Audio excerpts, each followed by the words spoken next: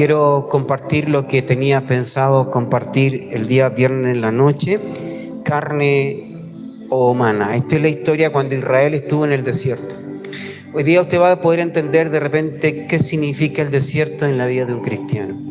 Sabemos que la palabra desierto significa soledad, aislamiento, significa pasar hambre, significa pasar calor, pasar frío.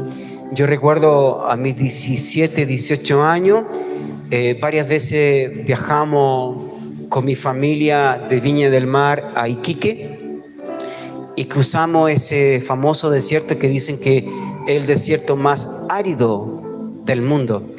Y en pleno mediodía, cuando cruzábamos por el desierto, paramos, me acuerdo, un par de veces, e insoportable primero el calor insoportable. Y el sonido que se escucha en el eco es terriblemente fuerte. Es un sonido extraño, molestoso y desierto todo, nada, ni una vida prácticamente. Ni siquiera de animalitos, nada. Ni un arbolito, ni un pastito, nada. Es una cosa árida, 100%. Y hay episodios en la vida del cristiano que es así, y tenemos que reconocer. Tenemos que aprender a identificar si estamos en el desierto o no, porque a veces no es el desierto de Dios, a veces tu desierto. ¿Se entiende eso, cierto? Es porque a algunos nos gusta meternos en el desierto solos, tomando malas decisiones, ¿cierto? Fácilmente tomamos un desierto que no estaba en la ruta de Dios. Pero yo hablo a ese desierto que es dado por Dios, que tiene una connotación de preparación, de formación, de llenura, de provisión. Y vamos a partir primero leyendo un solo versículo en el capítulo número 6 del libro de Juan, en el verso 35, que fue como el eslogan del congreso que tuvimos ahora en Viña María. Dice así la palabra, si lo pueden colocar, ahí está. Es muy conocido, ¿sí o no? Muchos se lo saben de memoria. Juan 6, verso 35, Jesús les dijo: yo soy el pan de vida. El que a mí viene nunca tendrá hambre, y el que en mí cree no tendrá sed jamás. Oremos brevemente. Gracias, mi Dios. Gracias por este día. Gracias por la oportunidad que nos estás dando de estar en tu casa. Espíritu Santo, bienvenido. Abrimos nuestro entendimiento hasta lo más profundo del corazón para que entres y puedas edificar y sobreedificar, puedas liberarnos y sanarnos de cualquier tormento, de cualquier persecución, de cualquier dolor, de cualquier angustia y tristeza. Tú eres el Dios sanador por excelencia. En el nombre de Jesús, amén, amén. Estemos atentos a la palabra, porque es la palabra la que nos edifica, la palabra es la que nos sana. Sería interesante que ya estando predicando usted sea sano, que ni siquiera uno ore por usted, que usted sea libre a través de la predicación de la palabra. Oramos por eso, estamos orando años por eso, para que venga una manifestación poderosa sobre la vida de esta ciudad, de esta nación. Creemos Chile para Cristo, lo creemos. Este verso es muy clásico, muchas veces yo lo he escuchado de otros pastores, de otros maestros enseñándolo, predicándolo, cierto, que es el pan de vida. Pero parece jocoso, pero es así. Yo pregunto, mire, me pregunto, mientras preparaba el tema, y no deja de ser, digo, ¿por qué Jesús dijo lo que dijo?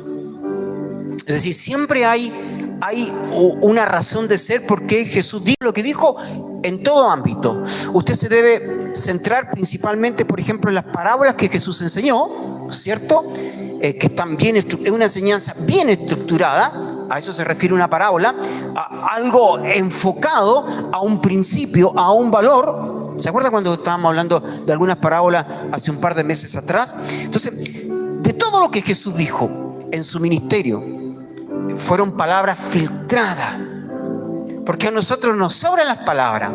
A veces nos sobran tanto las palabras que cometemos imprudencias, ¿sí o no? Cometemos errores, no somos tolerantes, somos agresivos, somos violentos en la manera como nos comunicamos. Pero Jesús, siendo Dios y a la vez siendo hombre, era alguien que seleccionaba perfectamente lo que él iba a decir. Eso a mí me llama la atención de la forma como Jesús enseñaba. Siempre hubo una razón por qué Jesús lo dijo. Entonces, frente a esto, ¿por qué Jesús dijo esto? Yo soy el pan de vida.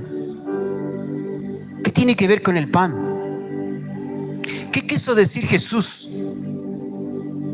Entonces, ¿cuándo nosotros lo podemos entender? Aunque a usted le parezca extraño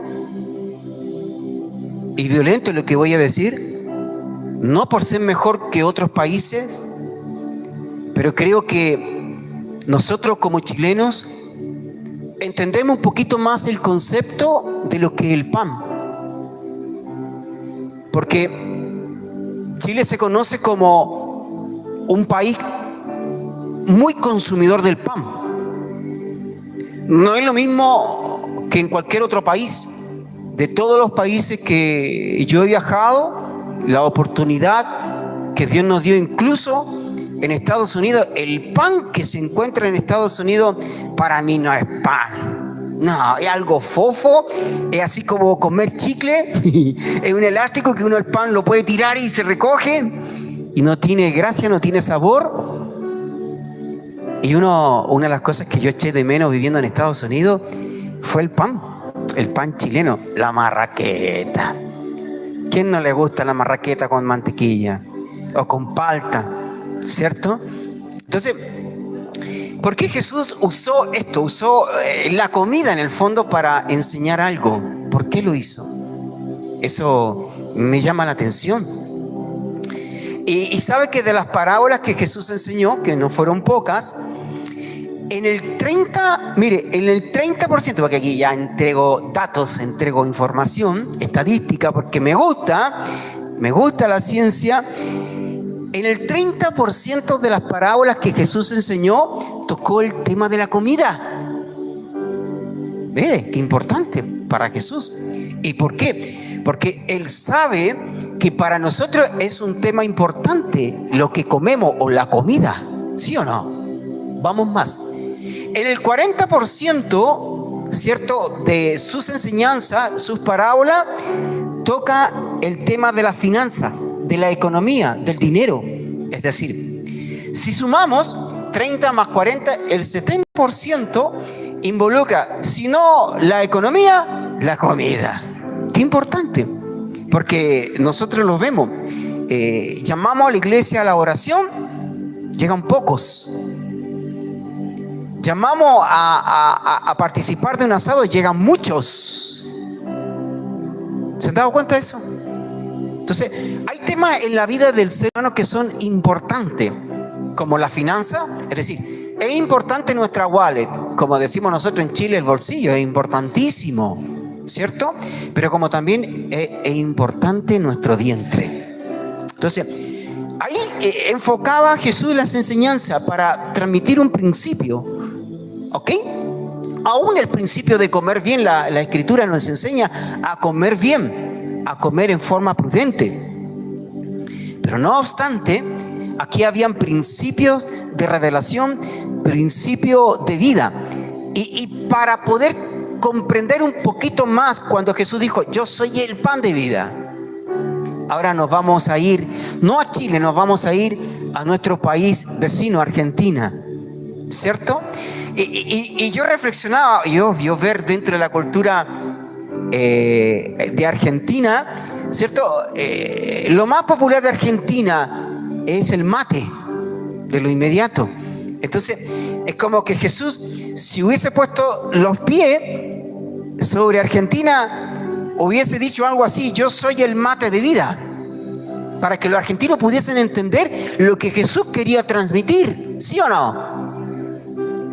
Porque un argentino sin mate, no, imposible. Yo he encontrado argentinos que no les gustan el mate, pero esas son las excepciones, parecen más chilenos. Pero ¿sabes que el argentino sin mate? ¿Han visto a Gonzalo cómo anda con la cosita ahí, el bolsito? ¿Cierto? Así unos tremendos bolsos, como 4 termos, ¿cierto? Y siempre con agüita caliente, dependiendo de la agüita caliente, para estar tomando mate. Y algunos, ¿a dónde está Gonzalo? Y algunos lo han contaminado, ¿cierto? Aquí en Chile ya están tomando mate porque llegó Alexis, porque llegó Gonzalo, porque llegó Daniela. Allá está tomando mate, ¿ves? Está disfrutando. Entonces Jesús hubiese dicho, yo soy el mate de vida. Si hubiese dado cuenta, piensa en lo siguiente, ¿qué hubiese dicho Jesús si hubiese puesto los pies en Venezuela? Para que nadie se sienta ofendido porque están hablando de los chilenos, de los argentinos. Yo soy la arepa de vida. Ahí se entiende mejor la palabra.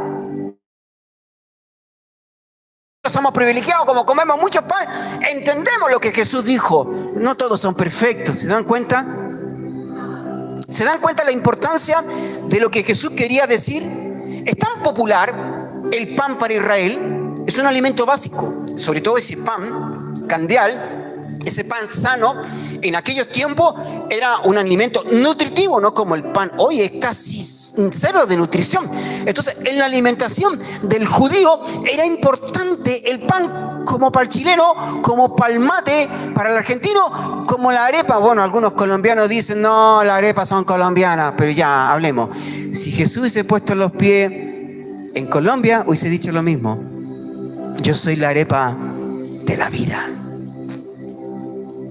Para centrarse dentro de la cultura. Entonces Jesús, sus enseñanzas, ¿cierto? Hablaba mucho, se centraba mucho en la cultura donde él estaba. Era la cultura judía. Entonces, ahora, cuando nosotros entendemos el significado del pan, mire, el pan es un alimento básico. Definiciones, conceptos, mire, y no solamente es un alimento básico, significa también una provisión de Dios. En la Biblia, pan significa provisión de Dios, comunión y vida. ¡Wow! Entonces, por eso yo lo entrelazo directamente, mire, directamente con el maná. ¿Conocen la historia del maná? El Antiguo Testamento, en el libro de Números, la conocen, ¿cierto? Entonces, el maná era el pan del cielo. Jesús dijo, yo soy el pan de vida. Y el maná, cuando descendía sobre Israel todos los días de madrugada, ¿cierto? Estaba simbolizado, estaba definido la vida de Jesús en Israel, ya como una sombra, ya como una imagen de una realidad. Ya Dios estaba hablando. Usted sabe que la Biblia, desde el Antiguo Testamento, incluyendo el Nuevo, siempre ha hablado y ha expresado directa e indirectamente de la persona de Jesús. Entonces vamos a ir al libro de Números y le voy a pedir que puedan colocar el capítulo número 11. Vamos a leer solamente algunos versos, capítulo 11 de Números, verso 1. Se me perdió, aquí está, 11. Dice así la palabra: aconteció que el pueblo se quejó a oído de Jehová, y lo oyó Jehová y ardió su ira. Para contextualizar la historia, ya habían salido de Egipto, ¿cierto? Ya Moisés los sacó de Egipto. Ya Dios le dio la orden a Moisés para sacar el pueblo de Egipto, del yugo de la esclavitud de Egipto. Y entraron en el desierto. Y entrando en el desierto, no llevaban ni una semana y ya se estaban quejando de que cómo a Moisés se le había ocurrido sacarlos de Egipto, que a pesar que eran esclavos, pero el desierto era peor. Todavía no se quejaban de la comida. Se quejaban que lo habían sacado de la comodidad, a pesar de que eran esclavos, pero estaban cómodos como esclavos. ¿Por qué? Porque tenían la comida. Sí, lo subyugaban, sobre trabajo, pero tenían la comida y tenían un techo. En el desierto no tenían la comida y no tenían un techo. Esto fue a cosas de días. Ellos sacaron las riquezas de Egipto y se fueron con comida. Y los primeros días ya el alimento cesó, se acabó. Y comenzaron a reclamar. Todavía no reclaman por la comida. En este verso, el primero, están reclamando solamente Porque Moisés, ¿cómo se le ocurrió sacarlos de Israel? Si estaban tan cómodos. Como para nosotros el mundo. El mundo trae una cierta relativa comodidad. Porque trate de invitar a alguien a la iglesia por primera vez. Pucha que cuesta, ¿sí o no? Hasta a mí me costó como 3 años. 3 años me estuvieron invitando a una iglesia. No, ya voy, no. Sí, ya voy. Y pasaba una semana. No, ahora sí que voy. Y pasaba un mes. No, el próximo mes voy. Y pasaba una. No, el próximo año voy. Y como que uno lo molestaba. Me molestaba. Porque el mundo te ofrece una cierta relativa comodidad. ¡Wow! Y varios tienen esta experiencia, porque me lo han dicho. ¿Sabe, pastor? Honestamente, del momento que comencé a llegar a venir a la iglesia, comenzaron los problemas impresionantes. Se levantó la dificultad, se levantó la adversidad, apareció la enfermedad, apareció la escasez, quedé cesante y como que uno se pone como los israelitas. Era mejor el mundo. Y hay algunos que se devuelven por temor a lo desconocido. ¿Qué vino después de la queja de Israel? Dice: entonces el pueblo clamó a Moisés y Moisés oró a Jehová. Después que el pueblo reclamó, todavía no reclamaba por la comida. Y el fuego se extinguió. Y llamó a aquel lugar Tavera, porque el fuego de Jehová se encendió en ellos. Dice: y la gente extranjera que se mezcló con ellos tuvo un vivo deseo. Y los hijos de Israel también volvieron a llorar y dijeron: ¿quién nos diera a comer carne? Esta fue la segunda queja de Israel en el desierto. La primera queja era la comodidad que le presentaba y que le daba Egipto. Es decir, que todo lo que ellos vivieron en Egipto todavía no estaban conformes con estar en el desierto. Porque es aquí lo que yo les decía, la diferencia. Una cosa es que Dios te haga pasar por el desierto y otra cosa es que por tus malas decisiones tú entres a tu propio desierto. Yo me quiero asegurar que si en algún momento estoy bajo desierto, que sea el desierto de Dios, porque ese desierto de Dios me va a formar, me va a preparar, me va a edificar, me va a fortalecer, me va a sanar, me va a liberar. Porque esa es la función del desierto. El desierto Dios no te lleva para morirte. El desierto Dios te lleva para bendecirte, para prosperarte, para sanarte, para liberarte, para que tú vengas al conocimiento de Dios. Nunca el desierto de Dios será para destrucción. Verso 5. Aquí entonces viene la segunda queja y ya se le acabó el alimento. Salieron de Egipto, dicen que aquí ocurrió entre la primera y la segunda semana, se acabó la comida. Y nuevamente nos quejamos. Se quejaron contra Dios. Se parece a nosotros, Israel. Siempre nos quejamos. Nos va mal y nos quejamos. Siempre. Tenemos la misma naturaleza, el mismo corazón de Israel. Cuidado con aquellos que dicen: pucha, que eran mal agradecidos los israelitas con Dios. Nosotros somos iguales. Analice su vida, analice su historia. ¿Cómo se ha quejado contra Dios? Pucha, es que no me ha ido bien y tanto tiempo que he orado y tanto tiempo que le he pedido y no me ha ido bien. Lo escucho siempre. ¿Qué vino después de que Israel dice: nos acordamos del pescado? ¡Wow! Rico el mundo. El mundo te ofrece pescado que comíamos en Egipto de balde. Dice: de los pepinos, de los melones, de los puerros, las cebollas y los ajos. Y ahora nuestra alma se seca, pues nada sino este maná ven vuestros ojos. Y era el maná como semilla de culantro y su color como color de bedelio. Y el pueblo se esparcía y lo recogía y lo molía en molino y lo mojaba en mortero y lo cocía en caldera o hacía de él torta. Su sabor era como sabor de aceite nuevo.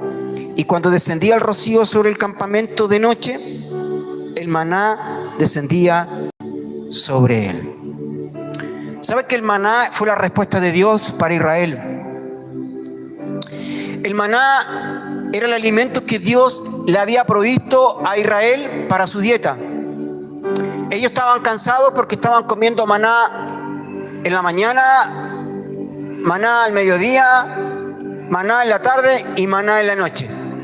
Y le daban una porción. Una porción era la porción de Gomer. Y eso era como por persona 2,2 litros de esta porción de maná por día por ciudadano. ¿Saben lo extraordinario? Que el maná solamente descendía sobre el campamento, sobre las tiendas, sobre alrededor de las tiendas. Y si Israel se trasladaba, ¿cierto? Porque caminó puras vueltas alrededor, ¿cierto? De un mismo sector. Y se trasladaba, el maná del cielo se trasladaba. Era sobrenatural como descendía el maná sobre Israel. Entonces, el maná representa la provisión precisa, exacta, adecuada, sincera que Dios le da a su pueblo. ¿Y qué hicieron los israelitas? Echaron de menos la carne, los pepinos, los ajos, las cebollas.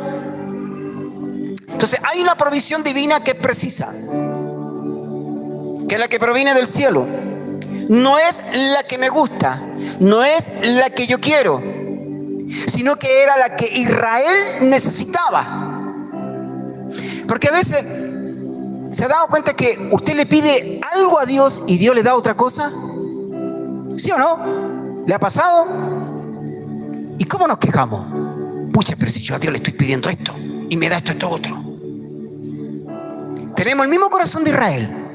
No entendemos por qué Dios nos lleva al desierto. Nunca Dios dejó a Israel solo en el desierto, sin provisión. No, estaba probando su corazón en el desierto. Ahora, ¿quién no ha tenido algún momento de desierto en la vida? Momentos difíciles, algún momento de escasez, o alguna enfermedad que aparece, o una dificultad. Entonces, por eso, cuando nosotros leemos Juan 6, verso 35, lo tenemos que directamente relacionarlo, ¿cierto?, con esta historia de Israel en el desierto. Ellos tenían que recoger todos los días una porción y el sábado guardar doble porción para el domingo. Y sabe que de esa manera Dios se manifestó sobre Israel. Eso era lo que Dios quería, que es distinto a lo que nosotros queremos. A veces tú le dices: Señor, dame esto y esto y esto y esto y esto y esto, y Dios no te lo da. Eso es maná. O a veces tú le pides esto, esta A, yo quiero esta A, y Dios te da la B. Eso es maná. Porque Dios sabe que la A, sabe que los pepinos, sabe que la carne te va a hacer mal. ¿Sí o no? Y nosotros, enfrascados como niños enojados, con rabieta, no enojamos y no nos quejamos. Descendió fuego sobre el campamento por la queja. Es decir, yo puedo entender que usted de repente no esté de acuerdo con Dios, pero guarde silencio y espere la respuesta correcta.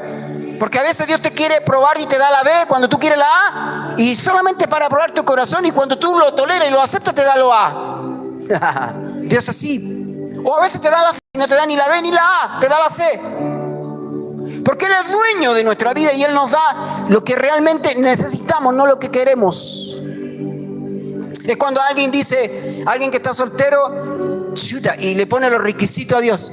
Yo quiero una esposa, Señor, con esta característica. Wow, así. Y Dios te envió una esposa, tenía una característica como de 30 de las que tú le pusiste.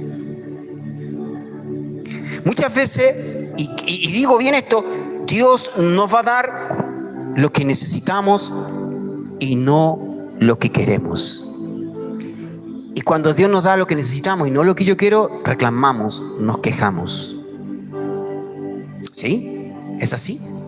Es así nuestro corazón. Por eso este mensaje de hoy habla un poco de la provisión del cielo. Habla cómo Dios, ¿cierto?, prepara todo ¿cierto? Para probarnos en el desierto, en la escasez. ¿Quién no ha pasado un momento de escasez económica? ¿Quién no? Si yo le hiciera una pregunta, a ver, ¿cuántos tienen deuda hoy día? Si honestamente, yo creo que todos levantarían las manos. ¿Y sabes qué? Y la levantan así. Ni siquiera le he pedido que levanten la mano y ya la están levantando. ¿Cierto? Porque le afecta. Siempre su mensaje le va a hablar de Jesús, de la escasez, como también de la provisión, como también de la comida, como también de la santidad, que son temas recurrentes para el hombre. Y habla un poquito de la comida, porque sabemos que así, esto nos quiere enseñar, como nosotros tenemos que aprender a depender de la comida habitual, eso es lo que Dios quiere que nosotros también aprendamos a depender de Él. Así como los hermanos argentinos dependen, ¿cierto?, del mate. Y si no tienen el mate se ponen nerviosos, ansiosos y se desesperan y toman mate y se calman. Cuando tú degustas de Dios, la desesperación se detiene, viene la calma. Los momentos más difíciles en mi vida, porque todos hemos tenido momentos difíciles, yo he ido a su presencia y he degustado de Cristo y he esperado. Y viene como un alivio, problema que venga, problema que sea, dificultad que tenga, pero viene un alivio, un descanso. Y el mismo problema está ahí, está vivo. El mismo problema sigue la enfermedad, sigue la escasez. Pero cuando Él nos baña con su presencia, viene la esperanza, viene la confianza, viene la seguridad, viene la fe. Y viene un alivio. Perdón el ejemplo que le pongo con el mate, porque es así para el ser humano. Siempre estamos dependiendo de algo. ¿De qué depende de usted? Depende también de igual manera y de mejor manera de Jesús, y le va a traer paz, le va a traer calma. Y sabe que en el desierto, en la dificultad, mire, sinónimo de desierto es dificultad, oposición, escasez, miseria, pobreza, enfermedad. Es el sinónimo del desierto. Somos buenísimos para quejarnos. Buenísimos. Es diferente pasar por el desierto sin queja que con queja. Porque la queja, aunque usted la haga en el corazón, Dios la escucha. Pero aún no habiendo nada en el desierto, a veces se ha dado cuenta que usted queda sin trabajo, no tiene ni para el gas. Aún así, Dios no te va a abandonar, porque Él es un Dios de promesa. Mire, podrá abandonar siquiera a un mundano, a alguien que ateo, a alguien diferente para Él. Pero si la palabra dice que Él alimenta hasta las aves de los cielos, yo reflexiono, ¿quién no le ha dado pan a las palomas? No solamente los viejitos le dan pan a las palomas. Yo en varios momentos le he dado pancito a las palomas y le tira una amiguita y llegan como 100 palomas, ¿cierto? Y tira más amiguita y llegan más palomas. Usted está siendo usado por Dios para alimentar, y que esa palabra se cumplan sobre las aves, que Él aún alimenta las aves de los cielos todos los días. No nos va a alimentar a nosotros y proveer lo que necesitamos, sea dinero, sea salud, sea esposa, sean hijos, sea familia, sea ministerio, sea lo que sea. Es un Dios proveedor abundante, pero te va a hacer pasar por el desierto primero. Y el desierto duele. Nos quejamos, y yo estando en el desierto también me he quejado. Y en la prueba, en la enfermedad, y cuando me quejo, me reta mi esposa: no te quejes. Claro, como tú no sentís lo que yo siento. Y combos que van y combos que vienen. Al final siempre gano yo en todo caso. Me van a retar en la casa. Llevo un numerito cargado en la espalda. Ahora mire cómo Dios hace las cosas. Mire lo especial. Yo me acuerdo cuando era niño, iba al colegio. ¿Quién no se acuerda cuando iba al colegio? ¿Sí o no? Los que tienen más o menos mi edad, no los jóvenes de ahora, la educación es diferente. ¿Sabe qué? los padres en nuestra sociedad, ¿cómo educan los padres a los hijos? Es como en todas generaciones lo mismo, pero yo voy a hablar de mi generación, de mi papá, pero cuando yo era niño. Ellos invertían recursos, tiempo y dinero. Llegaba a la casa, mi mamá, pobre que no hiciera las tareas, me llegaba una fleta. Yo fui súper flojo para leer. Ya estaba grandecito, ya me mandaban solo a comprar el pan y no leía bien, leía trancado. Y tenía una tarea en el colegio, me acuerdo de mi mamá, y no lo recuerdo con dolor, lo recuerdo con principio porque me formó. Y me toma la tarea, me revisa la tarea y yo tenía que leer una porción. Yo tenía, no sé, 8 o 9 años y leía como un niño de 3 años. No, mi mamá no, la cansé. Me di una fleta en ese momento y todo lo que no había aprendido de años antes lo aprendí en una sola lección con ella, como de 2 o 3 horas aprendiendo a leer. Lectura veloz, la aprendí a puro cachuchazo. Y nunca se me ha olvidado, pero no me marcó, me formó. No, que tienes que perdonar a tu mamá. No tengo por qué perdonarla porque no guardo ningún récord contra ella. Más le doy gracias a Dios a esa mujer que me transmitió los principios de Dios para hoy estar predicando y compartiendo la palabra de Dios con ustedes. Yo me alegro por eso. Entonces, ¿cómo era la educación de aquellos tiempos? Me acuerdo, mi madre era muy estricta con la higiene. Pobre que fuera con las uñas largas al colegio. Me cortaban bien la uña de las manos y de los pies. Me bañaban. Mi mamá me desesperaba porque cuando me lavaba el pelo hacia atrás, en su falda. No, tenía una maña me desesperaba. ¿Cómo iba de planchado al colegio? ¿Cómo iba con la ropa limpia al colegio? ¿Cómo iba bien peinado? Casi engominado, así era como... ¿cierto? Y mi mamá le metía recursos y le metía tiempo y estaba atenta. Lávate los dientes, lávate la boca, ¿cierto? Y toma, en la mañana cuando iba, toma un buen desayuno. ¿Y se acuerdan esos bolsos que existían en aquellos tiempos? Le hablo a los que ya tienen más o menos mi edad, entre los 20 y los 30. No se rían, todavía no termino de predicar. Y era un bolso grande, me acuerdo, y era de cuero duro. Eran unos cueros duros, ¿cierto? Y me compraban cuadernos y yo los tenía que cuidar. Me compraban el lápiz, me compraban la goma. Se me perdía la goma. Me compraban otra goma, se me perdía el lápiz. Mi mamá después se le ocurrió una idea. Me amarraba con un hilito, con una pitilla, el lápiz con la goma. Se me perdía la goma y se me perdía el lápiz.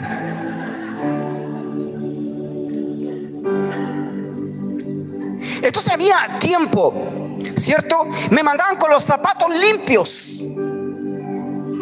Lo mejor de lo mejor cuando éramos jóvenes, chicos. Así la sociedad educa a sus hijos. Algunos padres dicen, mira, lo único que te puedo dejar es la educación. Y los padres se esfuerzan y los matriculan en colegios particulares. Porque ellos invierten en eso. Es lo único que le pueden dejar como legado a los hijos, una buena educación. Es decir, en general, y así, la sociedad invierte tiempo, te incorpora cosas, agrega recursos sobre ti para que seas formado y educado. Así nos marca la sociedad. Esos son los principios, no digo del mundo, son los principios de la sociedad y son buenos. Yo no digo que sean malos. He aquí cómo Dios enseña. ¿Cuál es la escuela de Dios? Ni un pelo más te agrega en la escuela de Dios, sino que al contrario, Dios te comienza a quitar cosas para formarte y prepararte. Es decir, cuando Dios te quiere formar y prepararte, te toca la salud, te quita la salud. En vez de darte más salud, te quita la salud. Te empieza a restar cosas, te empieza a sacar recursos. ¿Qué le dice Israel? Cuando lo saca al desierto, le quitó la carne, lo que ellos más amaban. Es como hay gente que come pura carne, su dieta es pura carne y se desespera por la carne. Y a mí me molestan porque como pura lechuga, ¿cierto? Entonces cuando Dios te quiere tratar, te toca tu economía. Y algunos me dicen, pero pastor, ¿por qué estoy cesante? ¿Por qué estoy pasando miseria, pobreza? No va a ser toda la vida así. Dios te está formando en el desierto, te guste o no te guste, quieras o no quieras. Entonces, como la sociedad, para educar a sus hijos, ¿cierto?, invierte recursos, te agrega recursos, Dios todo lo contrario, te quita recursos, te quita la paz, te pone ansioso, te aparece la depresión, te aparece la angustia, te aparece la enfermedad, desaparecen los amigos, desaparecen los recursos, aparece el dolor, aparece el hambre espiritual y aún física, aparece la sed física y aún la espiritual, aparece la enfermedad. Lo que sí quiero que te asegure que sea el desierto de Dios, porque ¿sabe? Si es tu desierto por malas decisiones, en tu desierto es fácil salir, solo arrepentirse. Tú te arrepientes y ya saliste de tu propio desierto. Pero cuando estás en el desierto de Dios, por mucho que te arrepientas, y si Dios todavía te dice no es tu tiempo para sacarte del desierto, te mantiene 1 año, 2 años, 3 años, 5 años, 10 años, 20 años, 30 años, 40 años, lo que Él quiera, y como quiera, y cuando quiera, y donde quiera. Tú dices, me voy a ir a Estados Unidos porque voy a encontrar un buen trabajo, porque aquí estoy cesante y no tengo qué comer. Y llegas allá y sigues en el desierto. Porque el que nunca ha vivido en los Estados Unidos se dará cuenta allá, los que hemos vivido, que no es fácil vivir en los Estados Unidos. No es fácil. Y te aseguro que vas a seguir teniendo hambre. Porque si estás en la escuela de Dios, si Dios dijo desierto, estás en la escuela de Dios precisa. Pero en el desierto somos formados, en el desierto somos domados, en el desierto nos arrepentimos, en el desierto doblegamos nuestro ánimo. Entonces, el desierto, hay 3 razones por qué aparece el desierto de Dios en nuestras vidas. Se las voy a leer, mire, que son importantes. La primera razón, y esto le pasó a Israel, y le va a pasar a usted, y le está pasando a usted, o le va a pasar a usted. Escuchen esto. La primera razón por qué Dios nos lleva al desierto, para ser purificados. Israel estaba contaminado con los tantos dioses que tenía Egipto. Había un dios en cada esquina. Y Dios dice, no me sirve este pueblo así. Yo le decía ayer en el discipulado, en mi discipulado de los 12, el discipulado de excelencia, nótese que ese nombre nos copiaron las mujeres, discipulado de excelencia. Le decía a cada uno, yo le decía, Diego Barones, así como están no me sirve. Le decía, Leonardo, como están no me sirve. Pastor Carlos, como están no me sirve. Y después terminé el círculo y yo me hablé a mí mismo y le dije, David, tú no me sirves así como estás. Entonces Israel tenía que ser purificado, consagrado, apartado, limpio de corazón, de mente, olvidarse de la idolatría. Y no encontró mejor herramienta Dios con Israel, y como también para ti, meterte en la escuela del desierto, donde en el desierto tú clamas por carne y Dios te desciende en maná del cielo, donde tú quieres tus necesidades, tus prioridades, lo que tú quieres, y Dios te envía lo que tú necesitas para sobrevivir en el desierto. Es sobrevivencia, alimentación para sobrevivir. Esa es una razón. Así como venimos del mundo, escuchen, los que quieren ministerios, así como venimos del mundo, nos tenemos que sacar esa ropa que está contaminada. Nos tenemos que arrepentir de todo lo que no tengamos que arrepentirnos.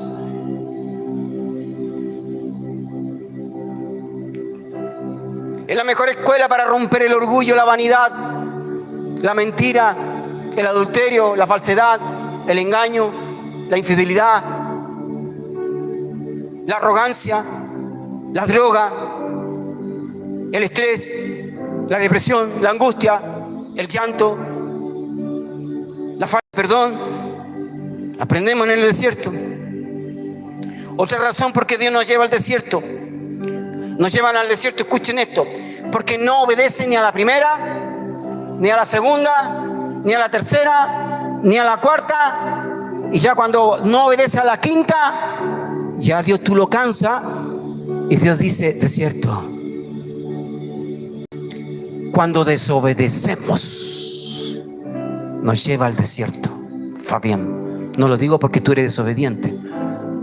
Te estoy mirando a los ojos. Es así Dios, cuando desobedecemos, nos lleva al desierto para tratarnos. ¿Sabes que en el desierto se llora? En el desierto se clama. En el desierto uno suelta todo lo que le molesta a Dios para engrandecerte. A veces alguien dice, Señor, sáname. ¿Y por qué no me sana? Porque todavía no sales del desierto. No se ha acabado la escuela. Una enfermedad no es para muerte para el cristiano. Una enfermedad es para formación. Una escasez para el cristiano no es para que te mueras de hambre, es para formación. Como otras veces nosotros se lo hemos contado.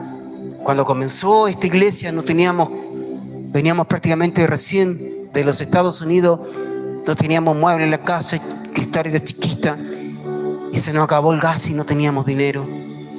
¿Qué hacemos? Dijimos, Señor, y tuvimos la brillante idea con mi esposa orar por el balón de gas. Lo ungimos, creímos y Dios nos dio gas por 6 meses. Otras veces yo lo he contado, eso fue un milagro creativo. Pero sabes, yo sufría todos los días cuando me levantaba en la mañana. No quería ni mirar el balón de gas.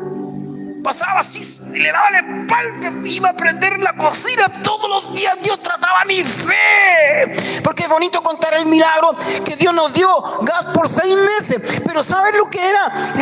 La tensión, el estrés, la angustia de no mirar el balón, darle la espalda y prender la cocina por fe todos los días. Dios nos gatillaba la fe para creer y confiar en Él. Ese es el mayor milagro, no la provisión solamente de Dios.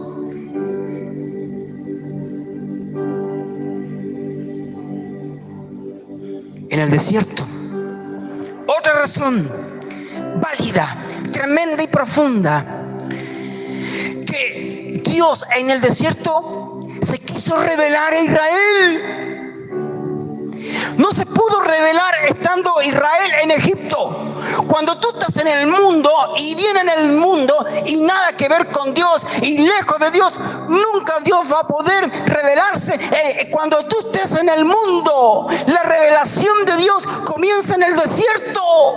Cuando nada funciona, cuando falta todo, ahí comienza la revelación. Dios se quiere revelar contigo y conmigo en la escuela, en la formación. Porque cuando nos va muy bien, nos olvidamos de Dios. Cuando todo funciona bien, cuando tenemos una salud espléndida, wow, me brota la salud, me brota el bienestar de la salud, me brota el dinero, me sobra el dinero, nos olvidamos de Dios. Pero basta que Dios visite tu salud, basta que Dios visite tu economía y tienes que echar a andar esa parte de tu carácter que se llama fe. Y en la fe eres formado, en la fe eres tratado.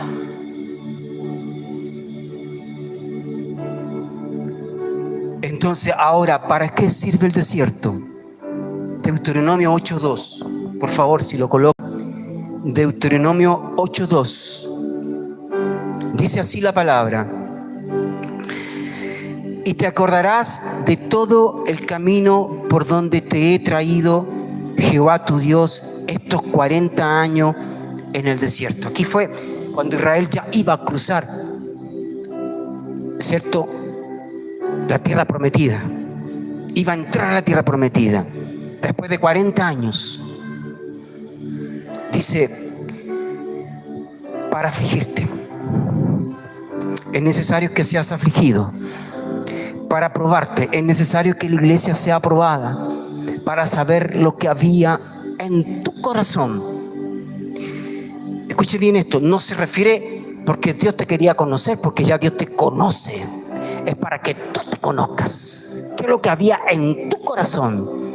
La maldad que hay en tu corazón, el orgullo que hay en tu corazón, la desobediencia que hay en tu corazón. Como contaba Gaby, ¿a dónde está la Gaby por ahí? Ahí está.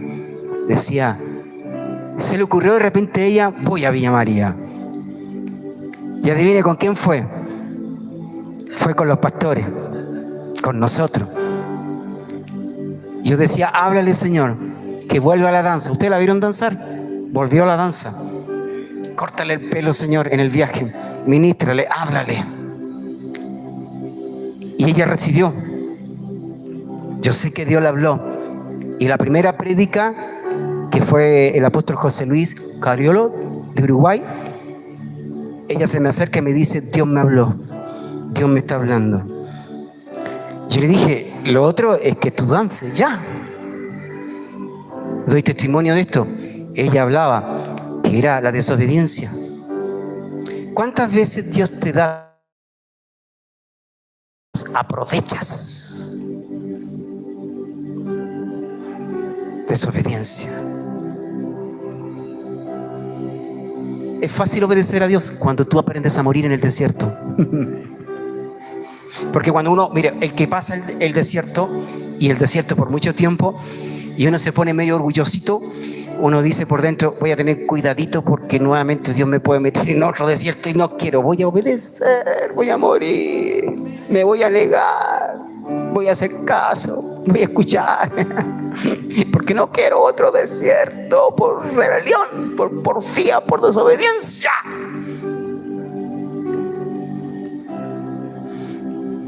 Hay gente que sabe que Dios quiere sanar personas. Y por tu desobediencia de nada no te sana. Entonces para eso está el desierto. Para que tú veas qué es lo que hay en tu corazón. Porque cuando tú aprendes a detectar el orgullo, escuchen esto. Si en tu corazón hay orgullo y tú no te has dado cuenta, y el desierto fue una lucecita para darte cuenta que hay orgullo. Cuando tú realmente reconoces que eres orgulloso, ¿qué haces? Delante de Dios pides perdón, pide otra oportunidad. Y a veces Dios usa a los hombres de Dios para decirte que tú eres orgulloso. No voy a mirar a nadie, pero a varios le he enseñado esto, la humildad, a varios. Algunos llegan así en la iglesia como, ¿has visto esos pechos de palomo? Le crece. O ¿has visto cuando el pavo real saca las plumas? Hermoso, así se sienten algunos. Intocables, que nadie le puede decir nada. Una arrogancia impresionante. Hay predicadores que se suben al púlpito con una arrogancia impresionante. Y porque Dios los usa, peor todavía se ponen. Dios no los usa por ellos, Dios los usa por ti. No los usa por ellos. No los usa para que Él sea reconocido, aplaudido. Es por los que están escuchando. Porque ya está saldado, no quiere cambiar. Al desierto. Entonces cuando estamos, mire, es cierto, el desierto es desagradable. Se pasa frío, se pasa calor, se pasa hambre, se pasa sed. Pero hay una cosa, nunca Dios te va a dejar solo si es su desierto. Dios te deja solo si es tu desierto. ¿Se entendió bien eso, cierto? Dios te deja solo porque es tu desierto. Pero si es el desierto de Dios, si es su desierto, nunca Dios te va a abandonar. Nunca te va a dar la mano. Cuando estés desesperado, angustiado, ya gritando, lágrimas y todo lo demás, te va a ayudar, te va a levantar. Mire, veamos esto que es importante. Pero ahora, si te aseguras que es el desierto de Dios, aprende algo. Nunca hay evidencia que nunca Dios dejó solo a Israel. Mire, no dejó solo a Israel, hubieron cosas sobrenaturales. Como todos los días había una columna de nube para tapar el sol con el calor. Es decir, tenían como aire climatizado Israel. Impresionante. ¿No le llama eso la atención? Se ponía una nube, seguramente no era una nube liviana, era una nube gruesa, hasta de repente llovía, no se dice eso, pero le cubría el sol y aplacaba el calor. ¡Wow! Porque nosotros nos desesperamos cuando tenemos calor. En invierno no voy a la iglesia porque hace frío. En el verano no voy a la iglesia porque hace calor. ¿Cierto? Estamos encerrados en la casa con aire acondicionado. O mínimo ventilador. Hay que preocuparse. Hay que preocuparse porque en el infierno hace mucho más calor. Y yo no quiero llegar. Y yo no quiero que usted llegue allá. Hoy Dios nos está dando esta linda oportunidad. Pero entonces, mire, las cosas sobrenaturales sobre Israel. Israel no veía. ¿Cuántas cosas Dios te da y no ves el fondo que hay? Entonces, de día había una nube, columna de nube. Y de noche había una columna de fuego. Aparecía fuego en los cielos. Calefacción centralizada. No había tecnología, pero había manifestación de Dios. Ellos no estaban solo en el desierto. Reclamones, quejones, no estaban solo en el desierto. Qué paciencia Dios tuvo con Israel. Ahora, su ropa no se gastaba por 40 años. Mantuvieron los mismos calzados. Y antes de ayer yo escuchaba a un pastor que reflexionaba en el culto de acción de gracia y nunca lo había pensado. Los niños con calzado, crecía su pie y crecía su calzado en forma milagrosa. Y no se le gastaba. No estuvieron solos. Ahora dígame, ¿cuántos zapatos usted se tiene que comprar? ¿Cada cuánto tiempo se tiene que comprar un par de zapatos? No está esa provisión como Dios proveía a Israel. Otra cosa más, miren. Y eso fueron por 40 años que Dios, la ropa era como una ropa, una tela, mire, para los que entienden un poquito de costura, era como una tela que se autorregeneraba sola. ¿Sabes que esto da pauta para que aparezca ya una tela que se autorregenere sola? Porque en miados, a través de unas bacterias, obviamente microscópicas, toda abertura, ¿cierto? Con el tiempo, con las semanas, con los meses, se rellena nuevamente con material. Entonces digo yo, ya luego, porque esto es una pauta, prontamente puede salir una tela que se autorregenere sola. Usted se hizo un hoyo, ¿cierto? O se la rajó y se va a autorregenerar, porque ya está la pauta. Esa ropa se autorregeneraba, no hay ninguna ropa que no se desgaste naturalmente. Esa ropa se desgastaba, pero se autorregeneraba sola. Milagro de Dios. La gloria de Dios en el tabernáculo, cuando descendía la nube de Dios, una nube, la gloria de Dios se manifestaba en el tabernáculo, como en el templo, como en la iglesia. Y cuando entraba esa gloria de Dios, no podía entrar nadie por la presencia de Dios, porque se caían al piso de la gloria, de la excelencia, de la manifestación poderosa de Dios. Y otra manifestación que por 40 años sobre el campamento descendía y caía maná del cielo, pan del cielo. En el fondo ya Dios se estaba revelando como Cristo sobre Israel. Ya Dios estaba anticipándose en lo que venía sobre Israel y el mundo entero. Tenían que degustar todos los días de ese maná, de ese gomer, de esa medida volumétrica por cabeza para toda la familia. Pero hay una cosa que me llama la atención. La columna de nube y la columna de fuego solo fue una señal. Escuchen esto. Que la ropa no se gastaba por 40 años y el calzado fue otra señal sobrenatural. Que la gloria de Dios descendía como una nube era otra señal sobrenatural. Pero que descendiera maná del cielo, eso no fue una señal, eso fue una revelación. Tenían que depender todos los días, ¿cierto?, del pan de vida. Ya había una manifestación de Jesucristo en Israel, en el campamento, todos los días. Ya Dios venía preparando, ¿cierto?, la antesala para traer el propósito, el advenimiento de Jesús a la tierra, para morir por nuestros pecados, resucitar entre los muertos y hoy alcanzar salvación. Ellos fueron privilegiados. Ellos. Entonces, ¿cuál es la actitud de Israel? Que es la misma actitud que tenemos nosotros. Mire, póngase de pie. La misma actitud que tenía Israel es la misma actitud que nosotros tenemos. Cuando Dios le dio el maná, lo sobrenatural, comenzaron a comparar con lo que habían dejado en Egipto, en el mundo. A veces cuando llegamos a la iglesia echamos de menos el mundo. Y porque, oiga, es por lo que yo he escuchado. Gente que viene a la iglesia y echa de menos los carretes del mundo. Echa de menos los amigos del mundo. Echa de menos las tomateras del mundo. Echa de menos las embarradas que muchas veces se hacen en el mundo. Porque yo también vengo del mundo. Yo no nací como mis hijos nacieron en una cuna donde desde chiquitito comenzaron a escuchar a Dios. Yo no. Yo a mis 22 años llego a la iglesia. 22 años en el mundo y experimenté de todo que joven puede experimentar.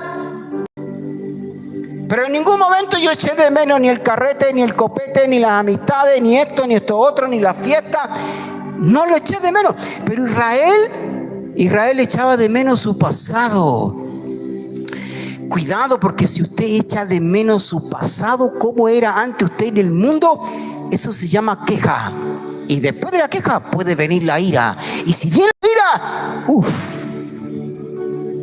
ni siquiera va a alcanzar a entrar al desierto. Ni siquiera. Entonces, ¿qué hace Israel? ¿Qué hacemos nosotros? Nos comparamos lo que obtuvimos en el mundo. Algunos dicen, pastor, cuando yo estaba en el mundo, que me iba bien en la economía, nunca me faltó nada, tenía 3 casas, tenía 3 vehículos, ¿cierto? Pero ahora, con suerte tengo una casa, con suerte tengo un vehículo, y pucha, que me ha ido mal. Y echan de menos eso. Nada se podrá comparar con el maná del cielo, nada, pero nada. Nada se comparará con el pan de vida, nada, ni riqueza, ni familia, ni placer, ni entretenimiento, nada se podrá comparar con lo que Dios da aquí en la tierra, en el propósito de Él. Entonces, Israel despreciaba lo que Dios le daba, despreciamos lo que Dios nos da. Atento, Dios te da algo que tú no querías, tú lo desprecias. Dios te dice, por ejemplo, ¿sabe? Sírveme. Ordena las sillas. Cuando lleguen, limpia las sillas. Y tú dices, es que eso para mí es poca cosa. Tú dices, por dentro, estoy parafraseando así, no es que me pasa a mí, sino que les pasa a algunos. Dice, es que yo menos que pastor no, po. Estás despreciando lo que Dios te está diciendo que hagas.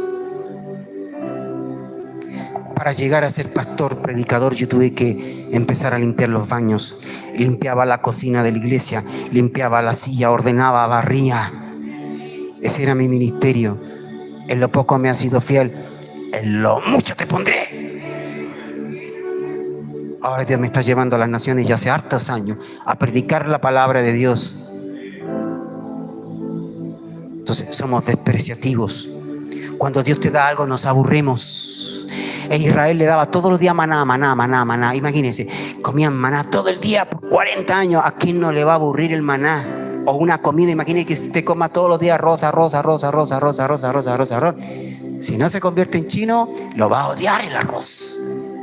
Lo va a odiar. Entonces, a veces usted y nosotros nos aburrimos con las cosas que Dios nos da. Y se lo voy a poner un ejemplo claro. Y lo otro, rechazamos lo que Dios nos da. No quiero esto yo. No lo quiero. Ellos rechazaron el maná.